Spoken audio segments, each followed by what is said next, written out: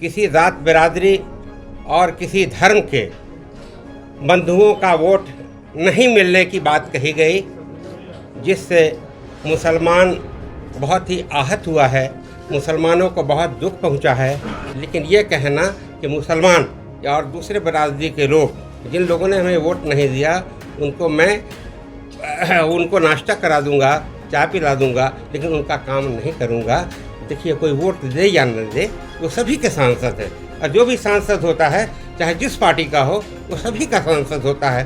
किसी एक पार्टी का सांसद नहीं होता है, बल्कि सबका सांसद होता है। मैं ऐसी कोई बात नहीं करना चाहता जिससे माननीय को, हमारे देवेश ठाकुर जी को कोई आहत पहुँचे, तकलीफ़ पहुँचे, लेकिन मुसलमानों को तो तकलीफ़ पहुँची है। माननीय सांसद जी को कम से कम माफ़ी मांगना चाहिए ऐसे जात बिरादरी के लोगों से, ऐसे धर्म के रहने वाले लोगों से। सीतामढ़ी से जेडीयू सांसद देवेश चंद्र ठाकुर के द्वारा दिए गए यादव और मुस्लिम वाले बयान के बाद अब उनकी पार्टी में ही दरार दिखने लगी है।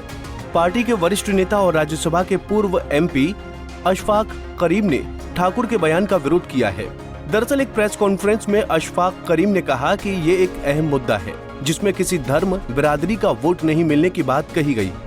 इससे मुसलमान आहत हुआ है, उसे दुख पहुंचा है। सबको सबका वोट नहीं मिलता है, जिससे ज्यादा वोट मिलता है वही जीत हासिल करता है। लेकिन तकलीफ की बात यह है कि जिसके लिए कहा गया उसे दुख पहुंचा है। चुनाव में हमने अपने साथियों के साथ बड़ी संख्या में मुसलमानों के लिए काम किया, तो वहीं मुख्यमंत्री नीतीश कुमार ने हर जात बिरादरी के लिए काम किया है। उनके रास्ते पर ही सबको चलना चाहिए। किसी जात बिरादरी और किसी धर्म के बंधुओं का वोट नहीं मिलने की बात कही गई, जिससे मुसलमान बहुत ही आहत हुआ है, मुसलमानों को बहुत दुख पहुंचा है। और उनके साथ साथ यादव भाइयों या कुशवाहा या और भाइयों और जिन लोगों के बारे में भी कहा गया। देखिए, जब भी कोई भी एमपी बनता है तो जाहिर है कि सबका सहयोग 100% वोट किसी को कहीं नहीं मिलता। जब ज़्यादा से ज़्यादा वोट जिसको मिलता है वो कामयाब होता है और वो एमपी बनता है। लेकिन तकलीफ़ की बात ये हुई, ख़ास तौर पर उन लोगों के लिए जिनके बारे में यह कहा गया कि वोट नहीं देने का काम किया। हमारा मुराद श्री माननीय सांसद श्री देवेश चंद्र ठाकुर जी से है। सारे अखबार में, सारे मीडिया में ये बातें आई। मैं आपसे बता दूं कि हम लोग, मैं और इरशादुल्लाह साहब और बहुत सारे लोग हम लोगों के साथ तकरीबन 10 गाड़ियों से काफ़ी जगह, 15-16 जगह विज़िट किया। सीतामढ़ी में भी रहने का मौका मिला, वहाँ भी सीतामढ़ी में ख़ास तौर पर रहे।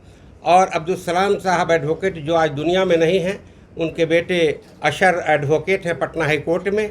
उन्होंने एक बड़ा इंतज़ाम किया, लगभग 1000 लोगों के खाने का इंतज़ाम किया और 99% वहाँ पर मुसलमान भाई मौजूद थे।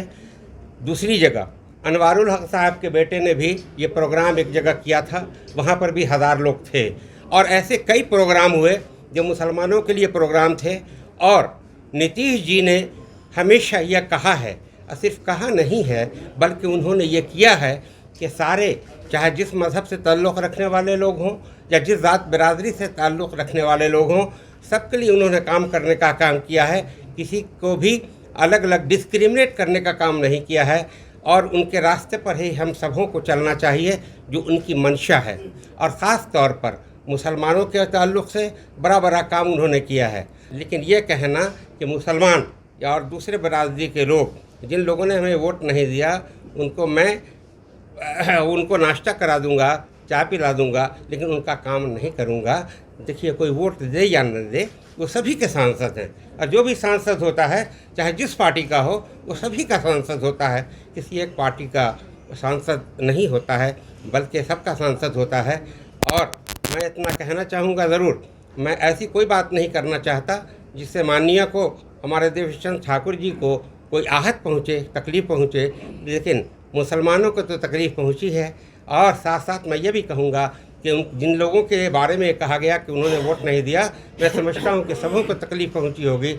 इसलिए माननीय सांसद जी को कम से कम माफ़ी मांगना चाहिए ऐसे ज़ात बिरादरी के लोगों से, ऐसे धर्म के रहने वाले लोगों से कि इस तरह की बात न होनी चाहिए और इससे नुकसान होगा। नीतीश जी जो चाहते हैं वो नहीं पूरा हो पाएगा। और मैं समझता हूँ कि इतने कम दिनों में हम लोगों ने जो काम किया, इतने वोट मिले। और मैं ये कहता हूँ कि अभी असेंबली को वक्त है। अगर हम लोग इस तरह से दौरा करते रहे तो आज ज़्यादा से ज़्यादा 25-30% वोट मिला, कम से कम 5% मिला।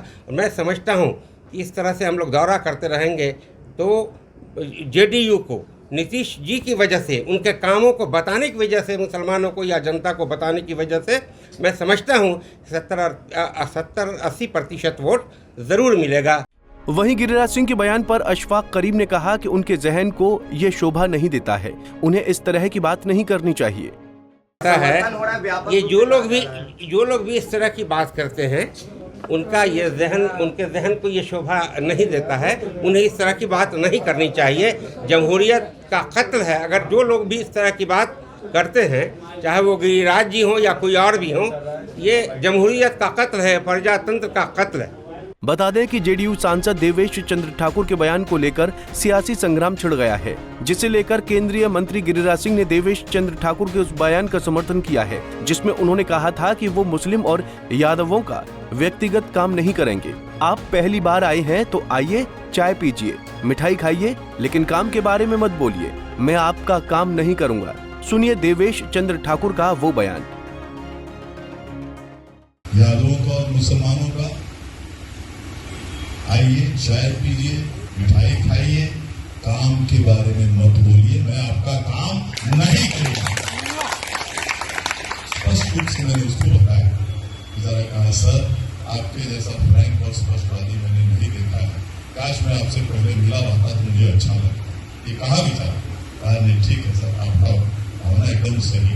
मैंने कहा, बाबू मैं इसलिए कह रहा हूँ कि मेरे यहाँ 20 साल 25 साल से व्यक्तिगत कामों में सबसे ज्यादा व्यक्तिगत काम अगर हुआ है, इसी दो समाज का हुआ है।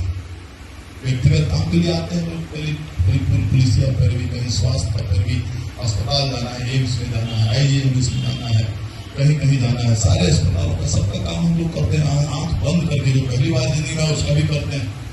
लेकिन जब सिर्फ और कोई कारण हो जिसके कारण तुमको वोट नहीं दोगे तो कोई बात नहीं, कोई तुमको हमारे क्षेत्र में मैंने कुछ नहीं कराया हो, तुमको कोई कष्ट पहुंचाया हो, कोई दिक्कत नहीं। लेकिन सिर्फ इसलिए कि हम बीजेपी से जुड़े हुए हैं या हम बीजेपी और तुमको मोदी जी का चेहरा दिखता है। भाई मोदी जी ने अन्न धन योजना चलाया, तो दुनिया में तो। पंजाब केसरी टीवी के लिए पटना से अभिषेक कुमार सिंह की रिपोर्ट।